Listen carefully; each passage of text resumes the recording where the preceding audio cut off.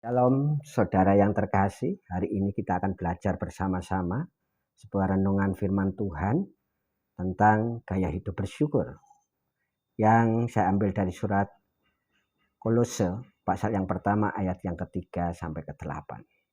Mari kita akan berdoa sebelum kita menerima berkat firman Tuhan. Segala hormat dan syukur kami naikkan kepadamu ya Tuhan. Untuk hari ini Tuhan sudah beranugerah memberikan waktu dan kesempatan kami menikmati kehidupan. Terlebih untuk kami boleh beraktivitas hari ini. Untuk itu Tuhan, biarlah ini boleh kami dasari dengan kebenaran firman-Mu agar hidup kami selaras dengan Injil yang Kau sediakan bagi kehidupan kami. Terima kasih dan kami siap mendengarkan sabda firman-Mu hanya di dalam anugerah nama Tuhan Yesus. Kami terima berkat-Mu ini. Amin. Saudara yang dikasihi oleh Tuhan, mari kita masuk di dalam Kolose 1 ayat 3 sampai 8 tentang gaya hidup bersyukur. Ayat 3 saya bacakan untuk saudara. Kami selalu mengucap syukur kepada Allah Bapa Tuhan kita Yesus Kristus setiap kali kami berdoa untuk kamu.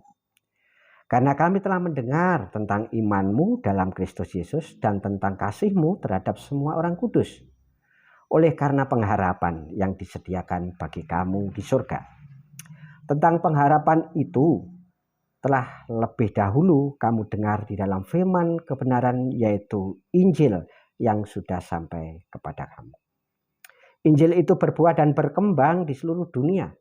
Demikian juga di antara kamu sejak waktu kamu mendengarnya dan mengenal kasih karunia Allah dengan sebenarnya. Semuanya itu telah kamu ketahui dari Epafras, kawan, pelayan yang kami kasihi dan yang bagi kamu adalah pelayan Kristus yang setia. Dialah juga yang telah menyatakan kepada kami kasih-Mu dalam roh.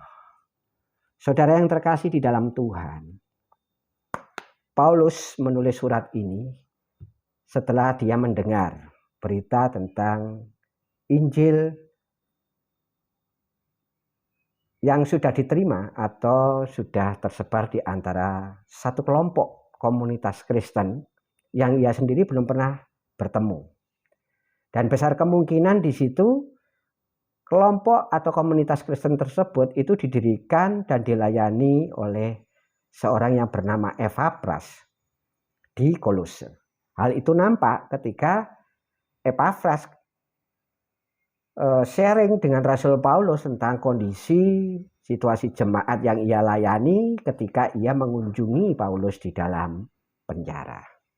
Nah saudara, kita akan memperhatikan lebih seksama lagi bahwa di dalam surat tersebut, yaitu Kolose 1 ayat 3 sampai 8, kita cermati itu ada nilai-nilai keteladanan dalam hal bagaimana sih mengucap syukur yang sebenarnya itu atau mengucap syukur yang sesuai dengan Alkitab atau firman Tuhan.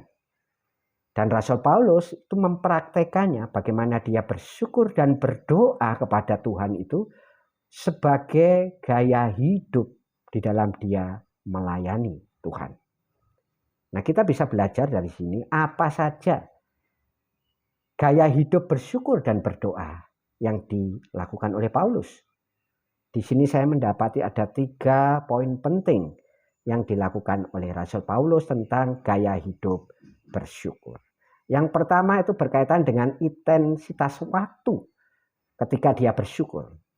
Di situ dikatakan ada kata selalu.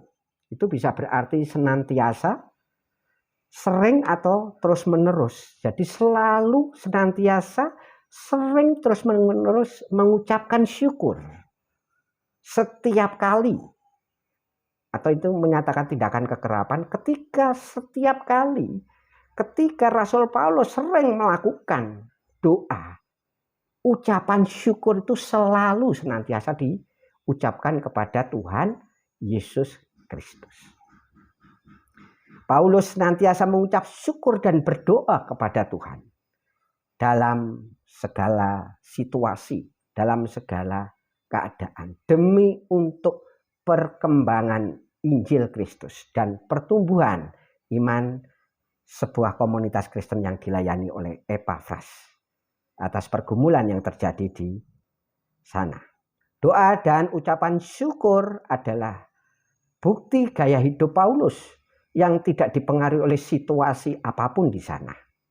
Nah, sekaligus bukti dia bahwa Tuhan itu berkuasa atas masalah dia. Jadi hal ini menunjukkan bahwa bersyukur bagi Rasul Paulus itu bukan bicara tentang menerima sesuatu, memperoleh sesuatu atau mendapatkan sesuatu. Namun bersyukur adalah gaya hidup orang percaya atau pelayan Tuhan yang senantiasa diucapkan di dalam segala kondisi. Dan Rasul Paulus sudah mempraktekkan dalam keadaan teraniaya, terpenjara, dia masih sanggup mengucap syukur dengan sungguh-sungguh dan berdoa untuk menguatkan pribadinya, imannya juga untuk menguatkan iman Epafras maupun jemaat yang dilayani di Kolose.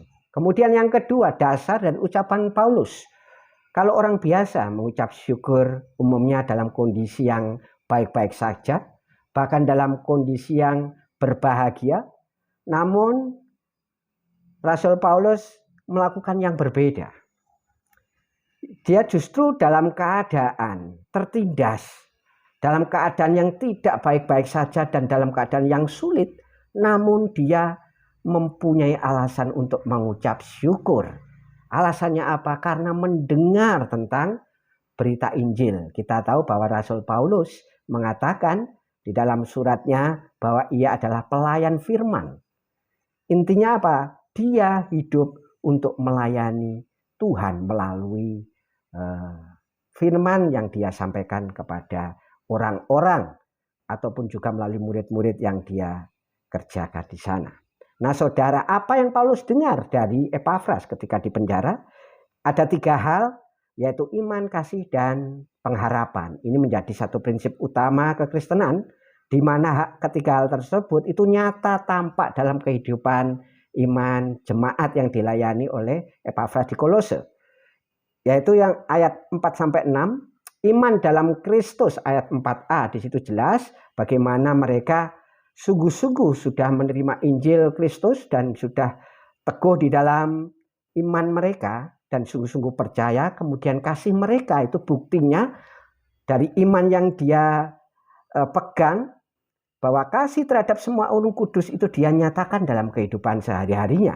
Di ayat 4b, kemudian semuanya itu juga menghasilkan pengharapan karena firman kebenaran, dan yaitu Injil Kristus karunia yang sudah didengar dan diterima oleh jemaat di Korintus. Kemudian hal itu menunjukkan bahwa pekerjaan pelayanan firman yang terjadi di antara jemaat Kolose itu sudah berbuah dan berkembang. Bahkan dikatakan sudah tersebar di seluruh dunia. Itu juga berarti bahwa jemaat di Kolose itu mengalami kasih karunia Allah yang sebenarnya. Dan yang terakhir, yang ketiga adalah alasan Paulus mengucapkan syukur dan berdoa adalah Paulus memberikan teladan tentang gaya hidup mengucap syukur khususnya bagi pelayan Tuhan, yaitu untuk membangun dan menguatkan iman jemaat di Kolose. Pelayanan yang sesungguhnya adalah hidup bagi sesama. Apa yang bisa dikerjakan, apa yang bisa dibantu, apa yang bisa didoakan, ia lakukan. Semuanya itu untuk melayani Tuhan. Walaupun ia hanya mendengar saja, dalam fisiknya dia dipenjara, tangannya dibelenggu. Tetapi ketika dia mendengar tentang berita Injil Kristus yang sudah didengar dan tersebar dan diterima oleh jemaat Kolose, gairahnya semakin membara. Dia bangkit, bersungguh-sungguh berdoa dan mengucap syukur untuk penyertaan Tuhan melalui peneguhan firman yang sudah diterima oleh jemaat yang dilayani oleh Epafras. Walaupun Paulus sendiri belum pernah melihatnya atau bertemu muka, tetapi sungguh-sungguh dia mengucapkan syukur untuk pelayanan Epafras dan peneguhan firman Tuhan, pekerjaan firman Tuhan yang sudah tersebar di Kolose. Kemudian siapakah Epafras itu? Di ayat 7 dan 8. Ia adalah rekan sepelayanan Paulus di ayat 7a.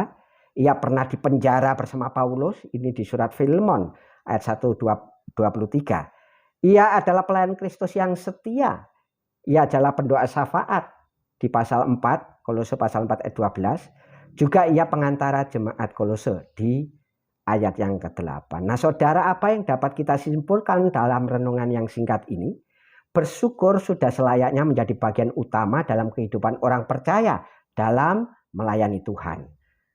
Hal tersebut mengingatkan kepada kita sebuah anugerah, dan itu menjadi landasan kita untuk hidup selalu bersyukur di dalam segala hal, khususnya untuk mendukung pelayanan Injil agar terus bergerak, menyebar dan berkembang sampai ke ujung bumi. Bersyukurlah di dalam segala hal, doakanlah para pelayan Tuhan dan pertumbuhan iman jemaat agar iman mereka terus kuat sehingga kasih karunia-Nya terus melimpah di antara mereka. Amin. Tuhan Yesus memberkati kita semuanya.